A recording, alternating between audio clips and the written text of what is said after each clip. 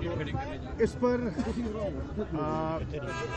तवील बहस हुई, तबादला ख्याल हुआ और पार्टी ने जो फैसला किया मैं आपकी खिदमत पेश कर देता हूँ। तहरीक इंसाफ ने इन इंतखाबात में जो 33 हल्के जो अभी जिनको डी नोटिफाई किया है और जिनका शेड्यूल जारी किया है, उन इंतखाबात में हिस्सा लेने का फैसला किया है, नंबर 1।